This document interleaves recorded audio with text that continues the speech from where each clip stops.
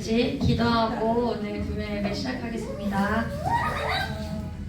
사랑의 하나님, 오늘 금요 예배에 주님 이 시간에 주님 앞에 오게 하심을 감사드립니다. 하나님, 세상을 살면서 정말 치열하게 싸워왔던 거 이제 주님 앞에 온전히 서기 원하오니 하나님 이 시간에 주님만 온전히 예배드리며 주님만 찬양하는 우리가 되게 하여 주시옵소서. 오직 주님께 시선을 올리고 오직 주님이 일하시는 거에 있어서 정말 믿음으로 나아갈 수 있는 우리가 되게 하여 주시옵소서. 예수님의 이름으로 드리겠습니다. 네, 시선 찬양 드리겠습니다.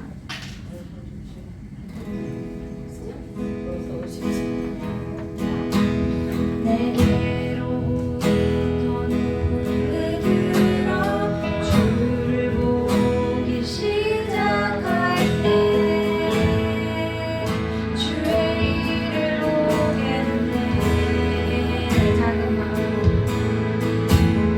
작은 마음도 기상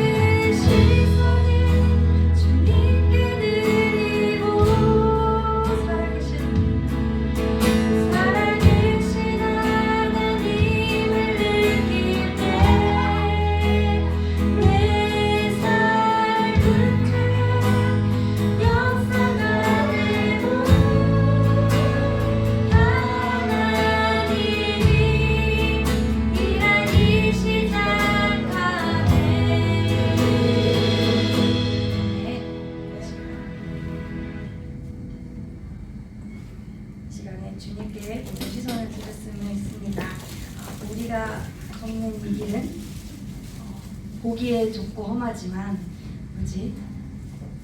주님과 함께 이 길을 기쁨으로 걸어가겠습니다. 언제를 소망합니다.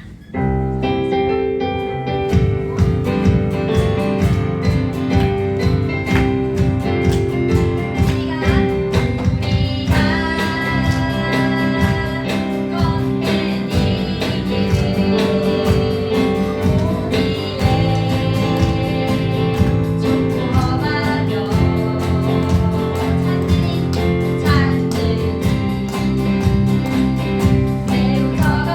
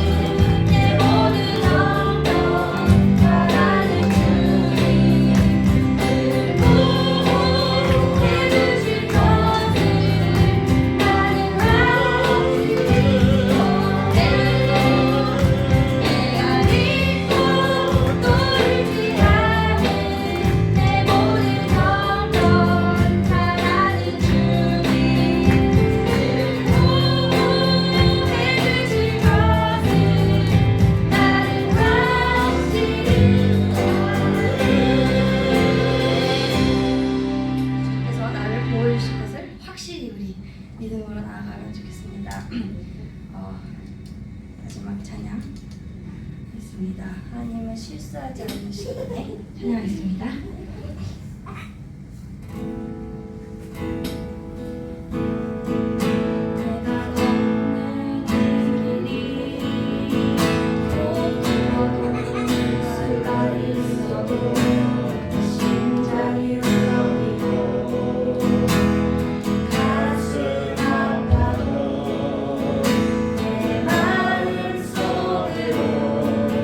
여전히 기뻐하는 나라를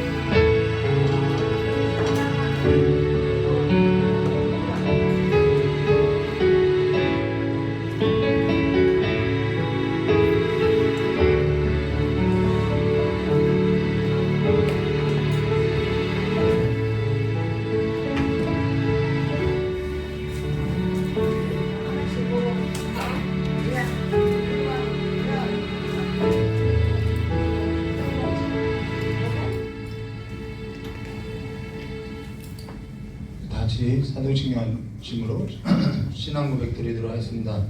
전능하사 천지를 만드신 하나님 아버지의 내가 믿사오며 그 외아들 우리 주 예수 그리스도를 믿사오니 이는 성령으로 잉태하사 동정녀 가운데서 나시고 본디오 빌라도에게 고난을 받으사 십자가에 못 박혀 주시고 장사지 사람에게 죽은 자 가운데서 다시 살아나시나 하늘에 오르사 전능하신 하나님 우편에 앉아 계시다가 내려서 산자와 중자를 심판하러 오시리라. 성령을 믿사오며 거룩한 공예와 성부와 서를 통한 옷과 죄를 사하신 것과 무대 사는 것과 영원히 사는 것을 믿사옵나이다. 아멘. 찬송가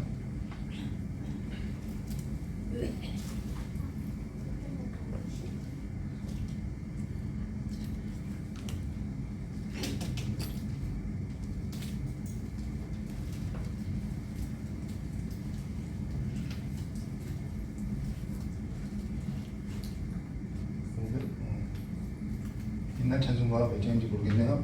화면 보고 부르도록 하겠습니다. 새 찬송가 546장입니다.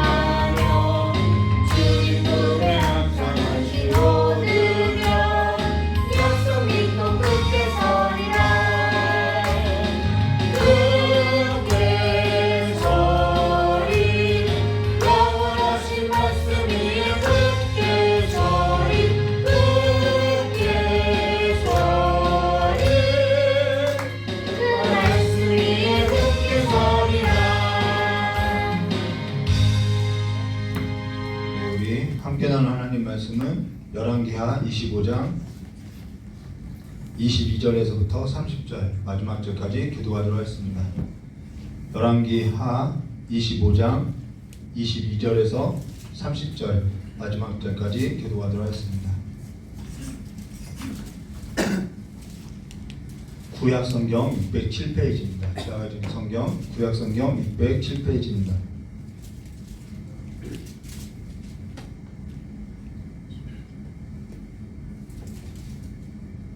열왕기하 25장 22절부터 30절까지 우리 한 절 한 절 기도하겠습니다. 제가 먼저 기도하겠습니다.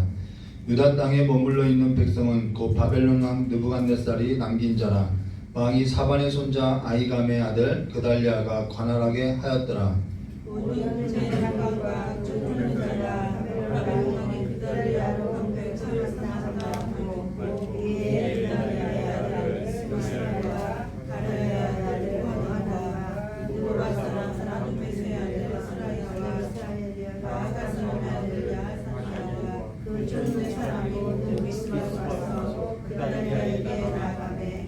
그달리아가 그들과 그를 따르는 군사들에게 맹세하여 이르되 너희는 갈대아인을 섬기기를 두려워하지 말라.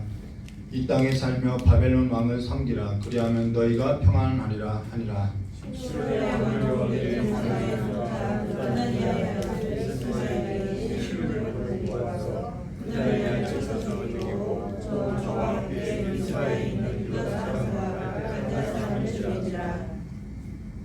노소를 막론하고 백성과 군대 장관들이 다 일어나서 애굽으로 갔으니 이는 갈대아 사람을 두려워함이었더라.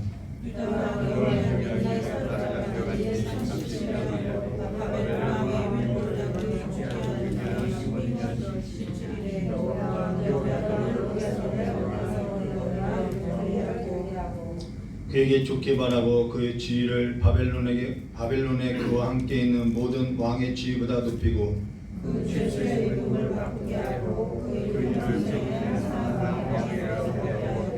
함께하였습니다. 그가 쓸 것을 날마다 왕에게서 받은 양이 있어서 중심대로 끊어지지 아니하였더라. 아멘. 기도하도록하겠습니다. 좋으신 하나님 아버지, 하나님께서 이 시간에 함께해 주시고 또한 우리 가운데 하나님의 말씀을 선포하고 듣게 하셨사오니 우리에게 들을 길을 주시고 하나님의 말씀을 듣고 하나님의 말씀 가운데 행하는 자들로서 하나님의 회복과 하나님의 말씀을 경험하는 삶이 될 수 있도록 주여 복을 내려주시길 간절히 원하오며 기어 계신 예수님의 이름으로 기도드리옵나이다. 네, 오늘 열왕기하 25장 1절과 30절 말씀 가지고요. 남유다 히스기야라는 시드기야, 히스기야가 아니라 시드기야라는 제목으로 우리 함께 나누도록 하겠습니다. 오늘 열왕기하 마지막이죠. 다음에는 무엇을 할지 아직 결정한 건 없는데요. 아마 베드로 전후서를 하게 될 것 같아요. 에베소서 하겠다고 했는데 계속 기도했더니 베드로 전후서가 해야 할 것 같아서 아마 그렇게 될 것 같습니다. 저와 지금껏 함께했던 성도님들은 이제 성경 역사에 있어서 모두 마치게 되는데요. 근데 우리가 열왕기서를 시작할 때 다윗이 죽고 그의 아들 솔로몬이 즉위하고 솔로몬 이후 북이스라엘과 남유다로 갈라지게 되면서 앞서 북이스라엘은 멸망했고 지금 열왕기서를 끝으로 남유다마저 멸망하게 되는데요. 근데 늘 그러했듯이 열왕기서도 처음 시작에 있어서 중요하고 끝에 있어서도 중요하다라는 거예요. 이 열왕기서는 처음에도 중요했고요, 끝에서도 중요하다라는 것이죠. 그러면서 사실 오늘 우리가 함께 나누게 될 이 열왕기서는 이 열왕기서의 끝은 이 열왕기서의 전체 내용을 담아내고 있으면서 결론을 내리고 있다는 거예요. 근데 그 결론이 뭐냐면은 우리가 이제 차츰 보게 되는데요. 이 지금 마지막 이 25장은 열왕기서의 전체 핵심의 내용을 딱 담고 나는 이 말을 하려고 했어 이 이야기를 하고 있다는 거예요. 그만큼 중요하다는 것이죠. 여기에 있어서 잠깐 성경의 역사에 있어서 이야기하면요, 여러분의 이해를 돕기 위해서 간략하게 이야기하면은 요시야 때 우리가 요시야를 봤죠. 아주 선왕으로서 이 요시야를 봤는데 이 요시야 때 애굽왕 바로 느고가 아수르하고 싸우려고 할 때 요시야가 나아가서 전쟁에서 죽게 되어서 그의 아들 여호 아하스가 즉위하게 된다라는 것입니다. 근데 애굽의 바로 느고가 싸움에서 지고 나서 분풀이 대상으로서 이 여호아스를 애굽으로 잡아가서 죽이고 요시야의 또 다른 아들이 있었는데 그게 누구냐면 엘리야김이라는 거예요. 근데 그 엘리야김을 여호야김이라고 이름을 개명시켜서 그를 즉위시키고 그로 하여금 조공을 바치겠다라는 것이죠. 그러면서 이 국가 경제가 완전히 쇠락하게 된다라는 것입니다. 근데 이때 바벨론이 이제는 패권을 장악하게 되면서 애굽의 바로 느고를 섬겼던 이 여호야김이 바벨론을 섬기게 되는데 이 바벨론을 3년 정도 섬기다가 배반하게 되어서 이 바벨론의 느부갓네살이 올라와서 이 남유다 여호야김을 치고 그의 아들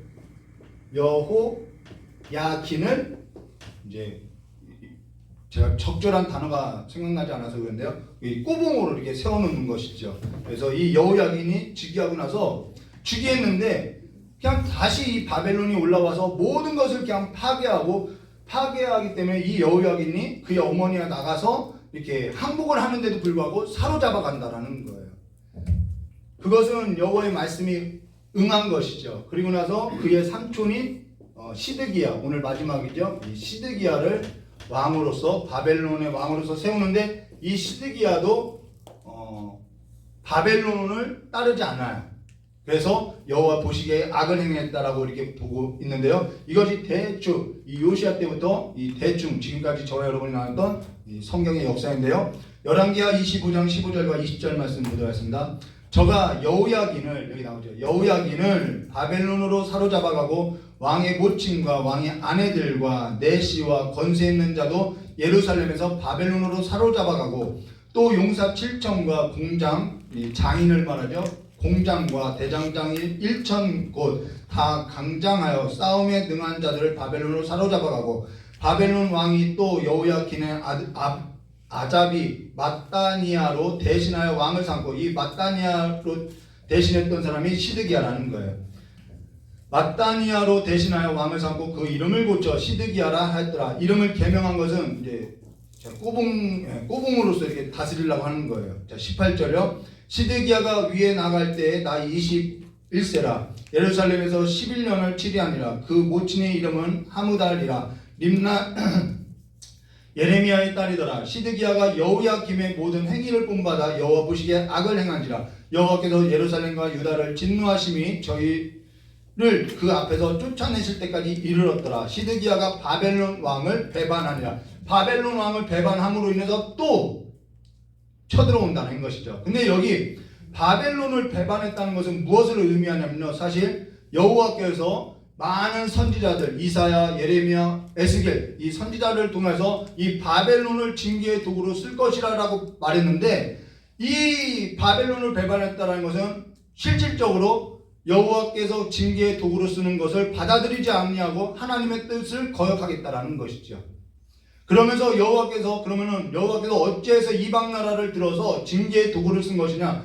그건 여호와께서 이미 이스라엘 백성들에게 이미 언약했던 말씀이라는 거예요. 말씀대로 하는 것이죠. 그래서 하나님은 옳은 일을 하는 것이 아니라 하나님께서 하시는 일이 옳다라는 거예요. 옳은 일을 하는 것이죠. 그러면 우리가 열왕기서 끝에 이르러서 오늘 1절과 5절 말씀 보시면요, 시드기야 9년 10월 11일에 바벨론 왕 느부갓네살이 이제 거역하니까요, 이제 오는 거죠.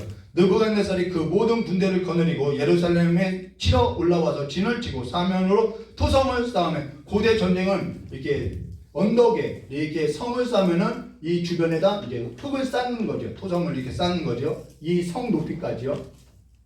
자, 토성을 쌓으며 그 성이 시드기야 왕 11년까지 에워쌌더라. 약 1년 6개월 에워싼 거예요. 그 4월 9일에 성중의 기근이 심하여 그 땅 백성의 양식이 진하고 물과 식수와 양식 다 없어진 거죠. 갈대아 사람이 그 성을 에워쌌으므로 성벽에 구멍을 뚫은지라. 모든 군사가 밤중에 두 성벽 사이에 왕의 동상 견물 길로 도망하여 아라바 길로 가더니 갈대아 군사가 왕을 쫓아가서 여리고 평지에 미침에 왕이 모든 군사가 저를 떠나 흩어지는, 여기 아라바 길이라는 것은 모압과 암몬, 이렇게 예루살렘이 있으면은 이쪽 이제 아라바 지역인데 이렇게 도망갔다가 이 여리고쯤에서 잡혔다라는 것입니다.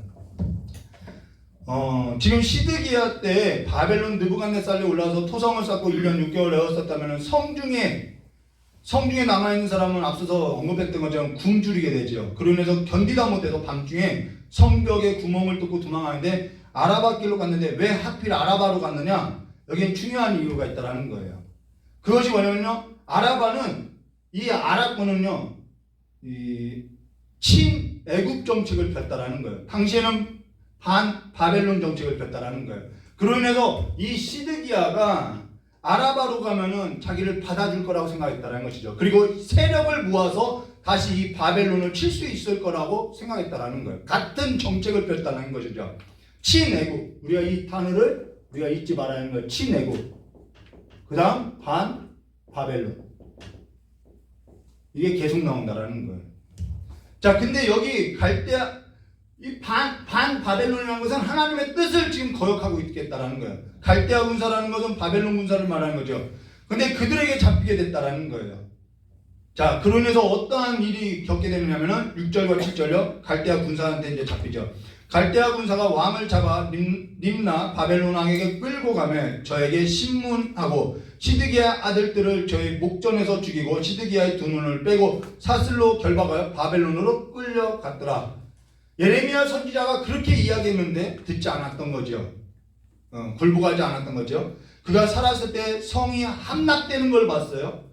예루살렘 성전이 함락되는 걸 봤어요. 황폐하게 되고 백성들이 다 사로잡혀가는 걸 봤어요. 그리고 그의 아들이 죽게 되는 것을 보았어요. 그리고 나서 두 눈이 뽑혔어요. 그러면 그 이후의 기억은 없는 거죠. 사람은 보는 것을 기억하는데 사람이 이러한 일을 겪게 되면요, 그 외 다른 기억이 없게 된다는 극심한 고통 가운데, 죄책감 가운데 그냥 마음이 무너진 채로 그냥 죽게 되어 있다는 거예요. 이러한 고통은요 정말 처참한 것이죠. 자, 그러고 나서 8절과 12절에 이렇게 말씀하셨어요. 바벨론 왕 느부갓네살의 19년 5월 7일에 바벨론 왕의 신하 시위대장 느부사라단이 예루살렘에 이르러 여호와의 전과 왕궁을 불사르고 예루살렘의 모든 집에 귀인의 집까지 불살랐으며 시위대 장관을 쫓는 갈대아 온 군대가 예루살렘 사면 성벽을 헐었다. 다 헐은 거예요. 성중에 남아있는 백성과 바벨론 왕에게 항복한 자와 무리에 남은 자는 시위대 장관 느부사라단이 다 사로잡아가고 12절요 빈천한 국민을 그 땅에 남겨두어 포도원을 다스리는 자와 농부가 되게 하더라. 지난 시간에 이걸 보았대요. 여기 여호와의 전 왕궁을 불살르고요, 성전과 왕궁을 불살르고요, 예루살렘의 모든 귀인들의 집을 다 불살라고요. 예루살렘 성벽을 헐었다면은 남는 건 뭐밖에 없냐면 사람밖에 없죠. 근데 그 사람마저도 다 사로잡아갔다라는 것입니다. 그리고 비천한 사람만 남겨뒀다는 것이죠. 자, 땅을 옮겨갈 수는 없죠. 땅을 옮겨갈 수 없으니까 그 땅에 아주 빈천한 자만 남겨뒀다라는 거예요. 그리고 농사짓게 했다라는 거예요. 그러면 그들로 하여금 농사짓게 한 이유가 뭐냐면은 너희들 잘 먹고 잘 살아라, 그것이 아니죠. 그리고 너희들이 섬기는 하나님의 영광을 위해서 하라, 그것도 아니죠. 바벨론 왕 느부갓네살을 위해서 농사를 지라는 거예요. 바벨론 느부갓네살을 위해서 농사를 하라는 것이죠. 하나님께서 우리에게 주신 이 기업, 그리고 우리에게 주신 이 소산의 모든 것이 다른 사람의 손에 다 넘어갔다라는 거예요. 완전히 넘어간 거죠. 내가 아무리 수고해도 그것이 다른 사람의 손에 넘어갔다라는 거예요. 바벨론 느부갓네살을 위해서 살아가는 것이죠. 그들을 위해서 바치는 삶이 됐다는 것입니다. 이것이 재앙을 만난 삶이라는 거예요. 하나님께서 우리를 위해서 허락하신 그것이 다른 사람의 손에 넘어간 것, 빼앗긴 것, 이것이 재앙을 만난 삶이라는 것이죠. 근데 여기 더 있어요. 13절부터 17절까지 보면은 갈대아 사람이 또 여호와의 전에 두 녹기둥과 받침들과 성전의 기물이죠. 여호와의 전에 놋바다를 깨뜨려 그 놋을 바벨론으로 가져가고 또 가마들과 부삽들과 불집게들과 숟가락들과 섬길 때에 쓰는 모든 놋그릇을 다 가져갔으며 시위대 장관이 또 불옮기는 그릇들과 주발들 곧 금물의 이건 금으로 만든 거, 은으로 만든 것을 다 가져갔으며 솔로몬 때 금과 은이 아주 풍성했지요. 자, 또 솔로몬이 여호와의 전을 위하여 만든 두 기둥과 한 바다와 받침들을 취하였는데 이 모든 기구, 이 다니엘서를 보면은 이러한 것이 아주 상세하게 나와 있죠.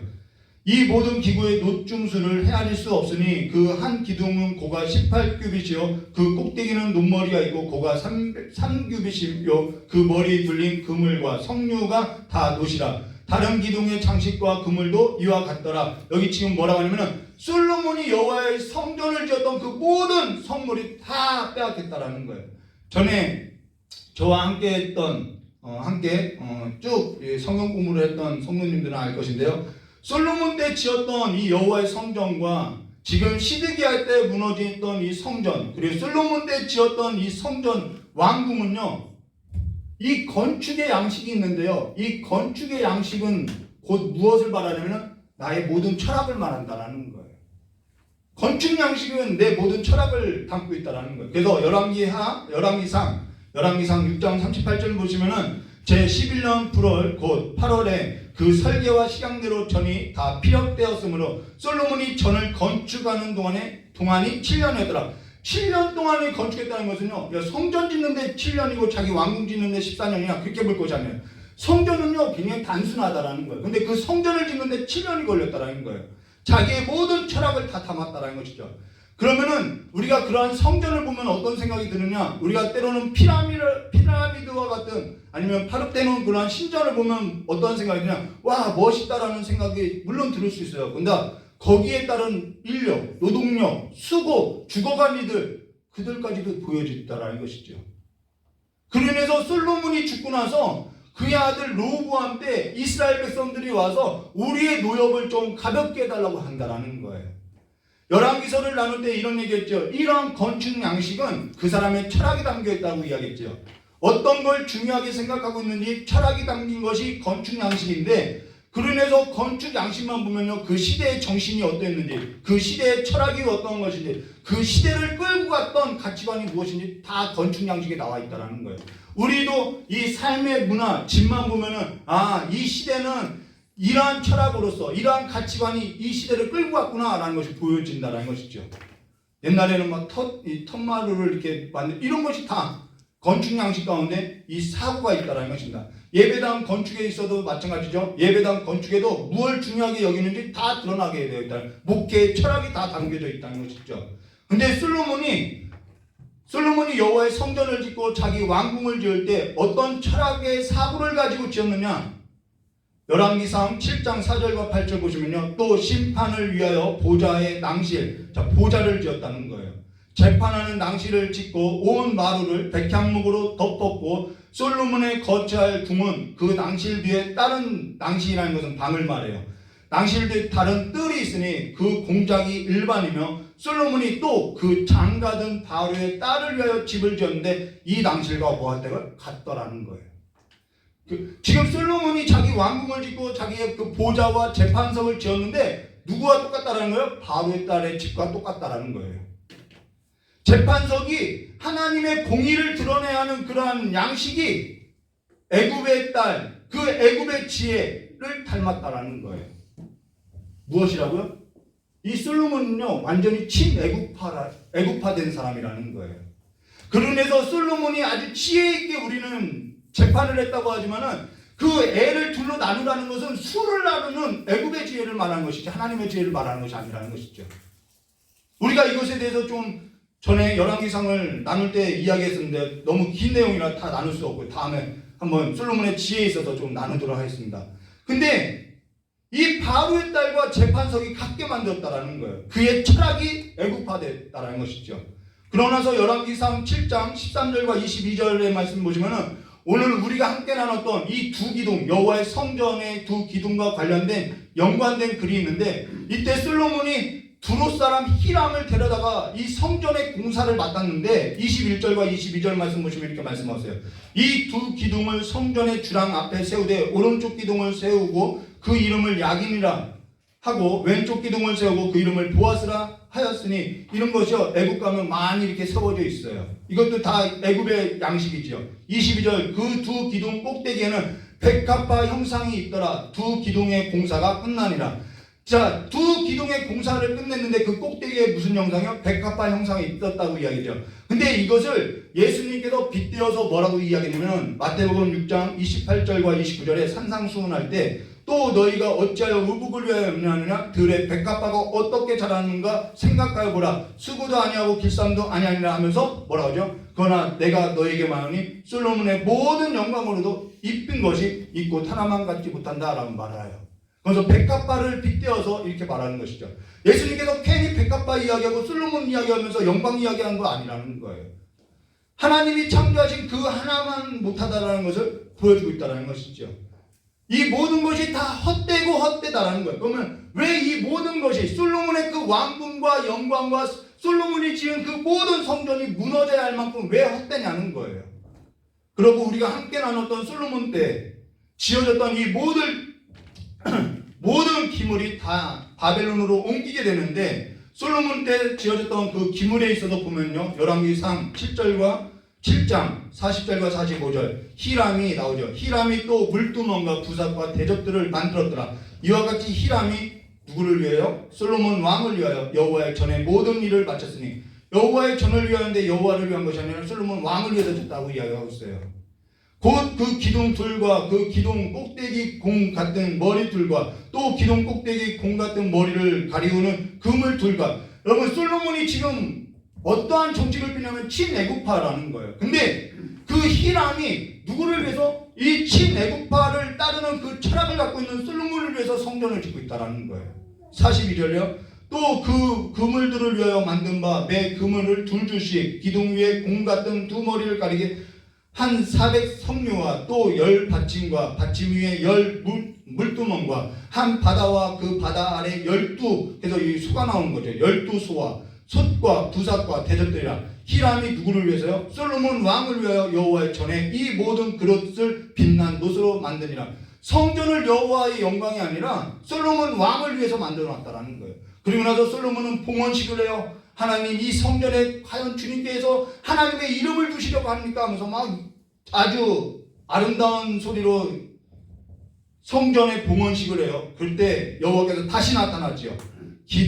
이 기브온 산당에 나타났던 그 하나님이 다시 나타나서 뭐라고 이야기하면은 열왕기상 9장 1절과 9절에 솔로몬이 여호와의 전과 왕궁을 건축하기를 마침에 자기의, 여기서 볼게요, 자기의 무릇 이루기 원하던 일을 마칠 때, 하나님이 원한 것이 아니에요. 자기의 무릇 이루기를 원했던 일을 다 마쳤다는 거예요. 그게 뭐냐면은 여호와의 전과 왕궁이라는 거예요. 자기를 위해서 한 거예요. 여호와께서 전에 기브온에 나타나신 것 같이 다시 솔로몬에게 나타나서 저에게 이르시되 내가 내 앞에서 기도하고 간구함을 내게 들었은즉 내가 너희 건축한 이 전을 거룩하게 구별하여 나의 이름을 영영히 그곳에 두며 그 기도를 그냥 들어주시는 거죠. 나의 눈과 나의 마음이 항상 거기 있으리니 내가 만일 내 아버지 다윗의 행함같이 마음을 온전히 하고 바르게 하여 내 앞에 행하며 내가 내게 명한 대로 온갖 것을 순종하여 나의 법도와 율례를 지키면, 지금 솔로몬의 마음은요 친애국파야라는 거예요. 그래서 하나님께서 다시 나타나서 너가 다윗의 길로 가고 내 법도와 율례를 지키면 내가 지켜주겠다라는 거예요. 그리고 나서 5절에 내가 내 아버지 다윗의 허하였던 이르기를 이스라엘 위에 오를 사람이 내게서 끊어지지 아니하리라 한 대로 너희 이스라엘의 왕위를 영원히 경고하게 하려니와 만일 너희가 너희 자손이 아주 돌이켜 나를 쫓지 아니하면 내가 너희 앞에서 둔 나의 계명과 법도를 지키지 아니하고 가서 다른 신을 섬겨 그것을 숭배하면, 근데 숭배했지요. 내가 이스라엘을 나의 준 땅에서 끊어버릴 것이요 내 이름을 위하여 내가 거룩하게 구별한 이 전이라도 내 앞에서 던져버리니 이스라엘은 모든 민족 가운데 속담거리와 이야기거리가 될 것이며 이 전이 높을지라도 무릇 그리로 지나가는 자가 놀라며 비웃어 가르되 여호와께서 무슨 까닭으로 이 땅과 이 전을 이같이 행하셨는고 하면 대답하기를 저희가 자기 열조를 애굽 땅에서 인도하여 내신 자기 하나님 여호와를 버리고, 여호와를 버렸다는 것은 계명과 법도와 율례를 버렸다는 것이죠. 다른 신에게 부중하여 그를 숭배하여 섬김으로 여호와께서 이 모든 재앙을 저에게 내리십니다. 그래서 모든 것을 다른, 내가 수고한 것에 있어서 내가 하나님께 받은 그 모든 기업에 있어서 다른 사람이 누리더라는 거예요. 이것은 지금 하나님께서 성전 봉헌식을 해서 그 기도의 응답으로 말한 것이 아니라 경고적인 차원에서 너 친애국을 따르는 삶이 아니라 말씀 가운데 행하지 않으면 이와 같이 될 거야. 경고적인 차원이라는 거예요. 응답적인 차원이 아니라는 거예요. 근데 솔로몬이 처음부터 건축할 때부터 친애국을 따랐다는 거예요. 그의 철학과 그의 사상은 애굽이라는 거예요. 그래서 아내도 그가 왕이 되자마자 애굽의 바로의 딸을 아내로 삼지요. 그로 인해서 하나님께서 다시 나타나서 경고했는데 그 경고를 무시하고 계명과 법도와 규례를 버리고 황금의 시대를 열며 왕이 하지 말아야 할 짓을 하면서 우상을 숭배하며 친애국을 따르더라는 거예요. 아무리 황금 시대라고 해도요 여호와의 말씀이 아니면 푸른 마르고 꽃은 시드나 여호와의 말씀만 영원하다라는 거예요. 이것이 열왕기서의 마지막 결론이라는 것입니다. 여호와께서 세우지 않으면 이 모든 것이 수고가요 헛되고 헛되다라는 거예요. 이것이 솔로몬 마지막 때에 깨달은 것이죠. 빼앗기게 되고 다른 사람의 손에 넘어가게 되어 있음을 말해줬다는 것입니다. 당시에 그들 사고에는 지역을 다스리는 신들이 있었는데 그 지역의 신들이 있는데요. 이스라엘 땅에는 이스라엘이 섬기는 이스라엘 하나님이 지역 신이에요. 근데 바벨론을 섬기는 그들의 신이 쳐들어왔다는 것을, 그래서 그 바벨론에게 패했다는 것은 이들의 생각에는 어떠한 생각이 있었냐면 이스라엘 하나님, 우리가 섬기는 하나님이 무능해서 패했구나 라고 생각했는데 지금 이 글을 쓰는 것은 뭐냐면은 하나님이 무능해서 바벨론 신에게 패한 것이 아니라 너희들이 하나님의 능력이 없어서 패한 것이 아니라 너희들이 여호와의 계명과 법도와 규례와 말씀을 버렸기 때문에 망하게 된 것이다, 이 말을 하는 것이죠. 우리의 삶이 친애국적인 삶을 버리지 아니하고 친애국의 가치와 철학을 두고 살아가고 있다는 거예요. 솔로몬 때부터 시드기야도 어떻게 되냐면 친애국파로서 정책을 피는 삶으로서 하나님의 말씀을 따르지 않고 순복되지 않고 살아가고 있다는 거예요. 계속해서 이들의 역사를 보여주고 있다는 것이죠. 무슨 일만 있으면 친애국을 쫓아는 거예요. 뭐 재미가 있든 즐거움이 있든 친애국을 의지하고 살았다는 것입니다. 그래서 간혹 열왕기서를 보면은 히스기야로 하여금 보여준 것이 뭐냐면 그가 친애국을 의지하지 않았을 때 그가 살아난 걸 우리는 볼 수 있죠. 요시야 왕이 하나님의 말씀에 붙들렸을 때, 옷을 찢었을 때 그의 삶이 어떠했는지 우리는 보여줄 수 있다는 것이죠. 22절과 26절 말씀 볼까요? 오늘 유다 땅에 머물러 우리 함께 교도한 거죠. 유다 땅에 머물러 있는 백성은 곧 바벨론 왕 느부갓네살이 남긴 자라. 왕이 사반의 손자 아이감의 아들 그달리야, 이 그달리야라는 자는요 유다 지파 사람이라는 거예요. 다윗의 후손이라는 거예요. 그달리야로 가난하게 하였더라. 그달리야, 유다 지파의 다윗의 후손을 세우니까 이제는 우리 이스라엘 민족이 회복하나 보구나 라고 사람들이 다시 모여들기 시작한 거예요. 모든 군대 장관과 그 쫓는 자가 바벨론 왕이 그달리야로 반백을 삼았다함을 듣고 이에 느다니아의 아들 이스마엘과 가레아의 아들 요하난과 느도바 사람의 단후메스의 아들 스라야와 마아가 사람의 아들 야아사니야와 그 쫓는 사람이 모두 미스바로 가서 그달리야에게 나와. 이게 다윗의 후손이거든요. 그달리야가 저희와 그 쫓는 자들에게 맹세하여 이르되, 근데 그달리야가 뭐라면 너희는 갈대아 신복을 인하여 두려워하지 말라. 이 땅에 거하여 바벨론 왕을 섬기라. 그리하면 너희가 평안하리라 라고 했다라는 거예요. 이것이 여러 선지자를 통해서 말씀하신 예언의 말씀이기 때문에 그 말씀을 따르라는 거예요. 근데 이들이 유다의 유다 지파의 후손이었던 그달리야가 이런 말을 하니까 친애국을 따르던 이들이 기분 나쁘지요. 그래서 죽였다라는 거예요. 그달리야를 죽인 것은 하나님의 그 징계의 도구로서는 난 순복하지 않겠다라는 거예요. 지금 그달리야가 한 말은 하나님께서 징계하신 일에 있어서 순복하면 너에게 평강이 있을 것이다 라고 했는데, 하나님의 뜻에 순복하면 너희에게 평강이 있을 거라는데, 그들은 하나님께서 징계의 도구로 쓴 일에 있어서 거부하고 하나님의 말씀에 있어서 선지자로 하신 그 말씀에서 따르지 않고 우리는 애굽을 의지하겠다라는 거예요. 그래서 그달리야를 죽이고 애굽으로 도망간다라는 것입니다. 그래서 25절과 26절에 이렇게 말하는 거예요. 7월에 왕조 엘리사마의 손자 느다니아의 아들 이스마엘이 10명 10인을 거느리고 와서 그달리야를 쳐서 죽이고 또 저와 함께 미스바에 있는 유다 사람들과 갈대아 사람들을 죽인지라. 네, 우리는 반 바벨론이라는 거예요. 친애굽이라는 거예요. 대소 백성 군대 장관들 다 일어나서 어디로 가요? 애굽으로 갔으니 이는 갈대아 사람을 두려워합니다. 이들이 애굽으로 피난해요. 근데 이 성경 역사 이 중간사에 보면은 이들이 그 애굽에서 바벨론 군대로 인해서 완전 처참하게 다 진멸된다는 것입니다. 죽게 된다는 거예요. 애굽에서 죽게 된다는 거예요. 그들의 땅에서 죽는 것도 아니지요. 그러고 나서 27절과 30절에 이렇게 말씀하는 거예요. 유다왕 여호야긴, 이 여호야긴이 사로잡혀 갔었죠. 유다왕 여호야긴이 사로잡혀 간지 37년 곧 바벨론 왕 에월부르닥의 즉위한 원년 12월 27일에 유다왕 여호야긴을 옥에서 내어놓고 그 머리를 들게 하고 선이 말하고 그 위에 바벨론에 저와 함께 있는 모든 왕의 위보다 높이고 그 죄수의 오국을 바꾸게 하고 일평생에 항상 왕의 앞에서 먹게 하였고 저의 쓸 것을 날마다 복귀시켜 주는 거예요.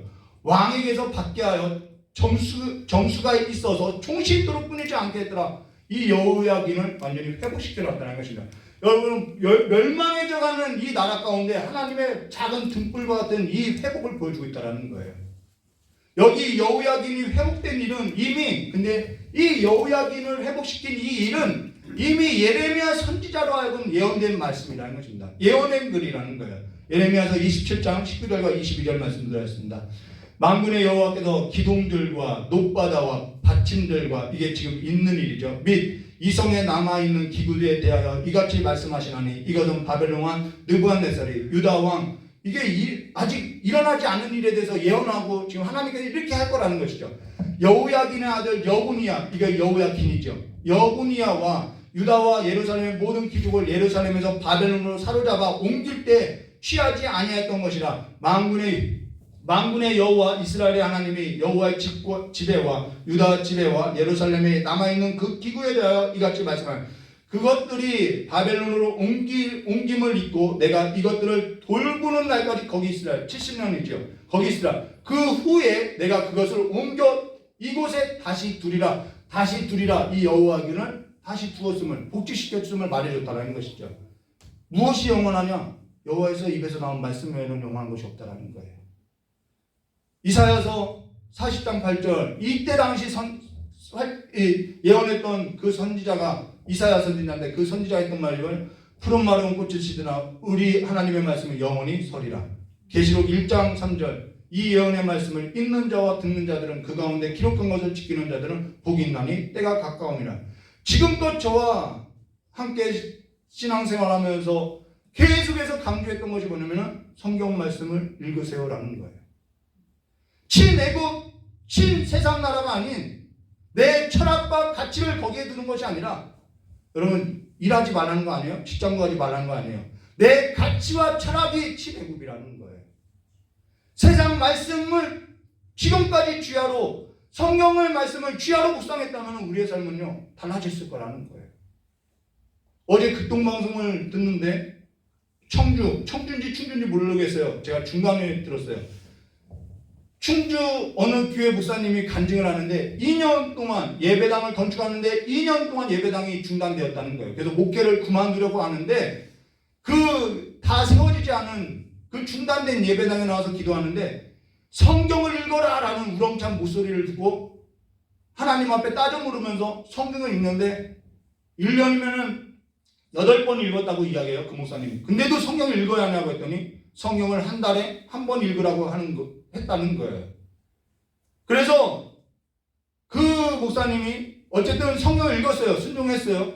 그러고 나니까 여기저기서 내가 목사님 창문 달아놓을게요. 내가 바닥 공사해드릴게요. 내가 뭐 해드릴게요 하면서 중단된 예배당이 세워지기 시작했고 모든 성도들이 성경을 읽더니 모든 성도가 새벽에 나와서 성경을 읽고 일을 마치고 나서 성경을 읽고 이것이 누가 시켜서가 아니라 그와 같이 성경을 읽는 일이 일어나더니 그 교회 성도들이 모두가 부유해지더니 그 지역에 있어도 우리가 이제는 교회가 부유해졌으니 교회 안에서는 더 이상 구제할 것이 없더라는 거예요. 그래서 지역으로서 구제를 시골의 작은 교회인데 지역으로까지 구제를 하는 교회로서 극동방송에 나오더라는 거예요.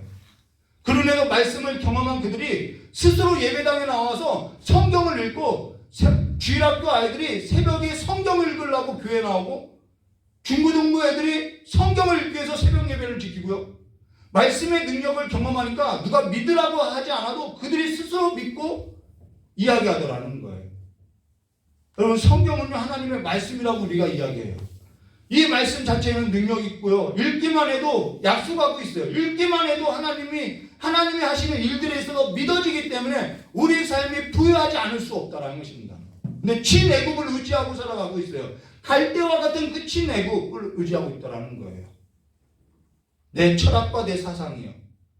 우리는 성경을 버리는 순간 저와 여러분의 삶은요 시냇가에 심기운 나무가 아니라 시냇가에 심기운 나무에서 옮겨져서 시들어가고 마르는 나무밖에 될 수 없다는 거예요.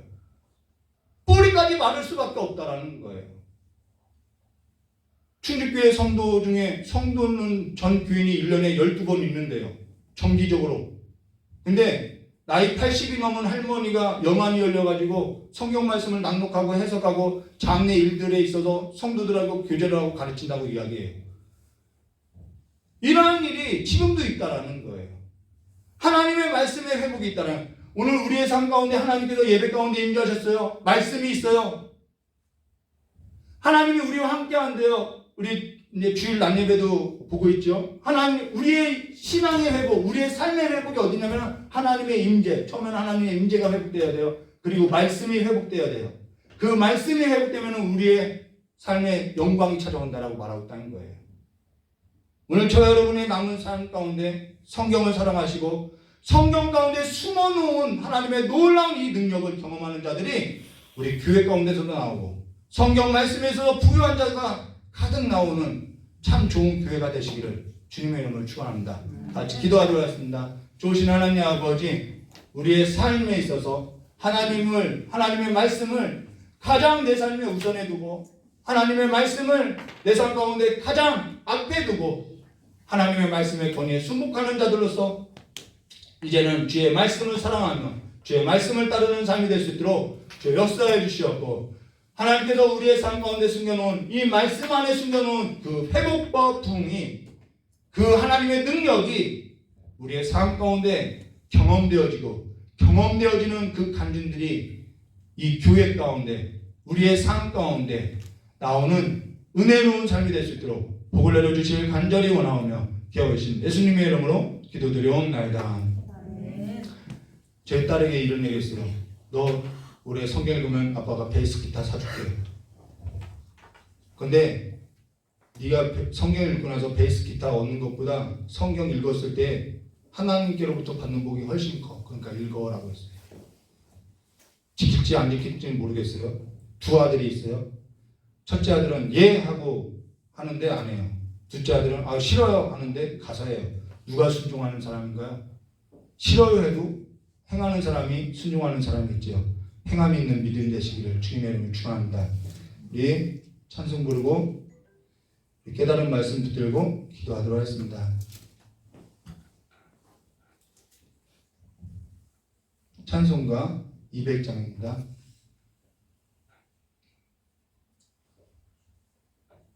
200장 찬송가 부르면서 지금 우리 담임 목사님께서 화산 폭발로 지금 선교하는 일이 막혀 있어요. 여러분 그 일에서 기도하시고 또 오늘 내 삶에서 성경 말씀을 열고 읽고 믿는 삶이 되게 해달라고, 자녀들의 삶에도 그러한 삶이 되게 해달라고, 말씀의 부흥이 우리의 교육 가운데 있게 해달라고 우리 세 가지 놓고 기도하도록 하겠습니다.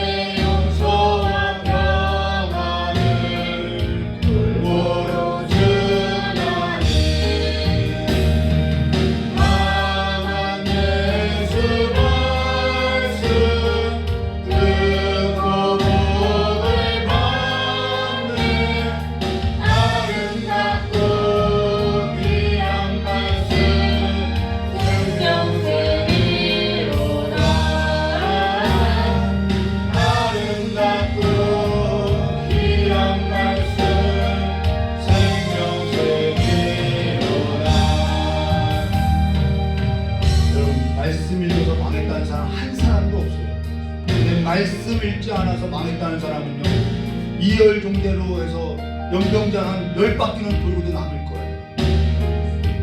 솔로몬이요, 성전은 그렇게 아름답게 졌어요. 금은보화로서 아름답게 모든 걸 다 갖췄어요. 말씀 떠났더니 망하더라는 거예요. 여러분, 말씀을 사모하시기를, 여러분의 마음 가운데 말씀을 사모하기를, 말씀을 붙들고 말씀을 먹고 읽으시기를 주님의 이름을 축원합니다. 다시 한번 우리 말씀을 기억하면서 우리 주여 성찬 부르고 기도하도록 하겠습니다. 주여, 주여, 주여. 하늘 분하고 가사하신 하나님 아버지, 우리에게 하나님의 말씀을 들려주심을 참으로 감사합니다. 이제는 우리가 하나님의 말씀을 듣고 깨닫는 자들로서 이 약속의 말씀을 내 생명으로서 여기고 믿고 나아가는 삶이 되게 해주시길 간절히 원합니다. 하나님을 보여달라고, 하나님을 믿지 못하겠다고 내 삶 가운데 날마다 하나님을 찾는 삶이 아니라 말씀 가운데 하나님을 찾고 하나님을 만나고 하나님께서 우리에게 허락하신 그 약속들을 보고 믿고 살아가는 삶이 될 수 있도록 저 역사의 주시길 간절히 원합니다. 평강의 길로 걷게 하여 주시옵소서. 순탄한 길로 걷게 하여 주시옵소서. 하나님의 말씀에 사로잡힌 삶으로서 나아갈 수 있도록 저 복을 내려주시길 간절히 원합니다. 잊지 못하는 것이 아니라 믿어지지 않는 것이 아니라 하나님의 말씀을 우리가 잊지 않아서 아버지는 다시 한번 말씀을 들어서 하나님을 믿는 믿음의 신앙들로서 일으켜주시고 회복되어 주시고 우리의 삶 가운데 하나님께서 임재해 주시는 하나님의 영광이 가득한 삶이 될 수 있도록 복을 허락하여 주시길 간절히 원합니다. 하나님의 말씀의 권위가 아버지 다시 한번 이 교회 가운데 세워지게 하시옵고 우리의 삶 가운데 우리의 일정 가운데 내 삶을 통해서 아버지의 말씀이 다시 한번 전수로 역사해 주시길 간절히 원합니다. 하나님의 말씀을 들고 나간 아버지 우리 목사님에도 함께해 주시옵고 아버지 그 모든 가르막힌 모든 환경이 하나님께서 천지를 말씀으로 지으신 그 하나님의 말씀의 능력으로서 풀어지게 해 주시옵고 전도의 물이 막히는 일이 없도록 성교의 물이 막히는 일이 없도록 저 역사해 주시길 간절히 원합니다. 저 길을 열어주시옵소서. 주여 함께해 주시옵소서. 우리 목사님의 그 생명과 그 육체를 보호해 주시고 지켜주셔서 하나님의 그 사역에 있어서 잘 감당할 수 있도록 주 역사해 주시길 간절히 원합니다. 이제는 교회가 다시 한번 하나님의 말씀 앞에 세워져서 아버지 가슴을 찢고 아버지 옷을 찢으며 회개하며 하나님의 말씀을 듣는 삶의 태도로서 주여 말씀하시옵소서. 주여 말씀하시옵소서. 주님 말씀하여달라고 내게도 주님 말씀하여달라는 삶의 자세를 가지고 살아갈 수 있도록 저 역사해 주시옵고 자녀들의 삶 가운데도 들어가든지 나가든지 그 군설주 좌우 인방 가운데도 하나님의 말씀을 기록하고 하나님의 말씀을 세우며 이마와 손목과 우리의 신체의 모든 곳에도 걸어다니는 말씀으로서 내가 걷는 삶이 하나님의 말씀이 되는 삶으로서 살아갈 수 있도록 복을 허락하여 주시길 간절히 원하오며 기하신 예수님의 이름으로 축복하며 기도드리옵나이다.